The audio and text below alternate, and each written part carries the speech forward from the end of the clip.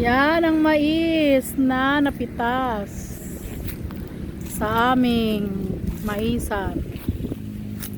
Yan, may kasabihan tayo. Pag may itinanim, may aanihin. Bilangin mo na. Bilangin mo na yung mais mo. Tuyo na. Binibilad pa to guys kasi papatuyuin pa siya. Then ang tawag doon? Giling. Ipapagiling.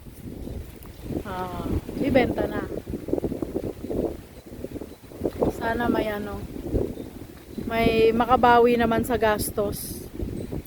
Yan guys, ang aming mais.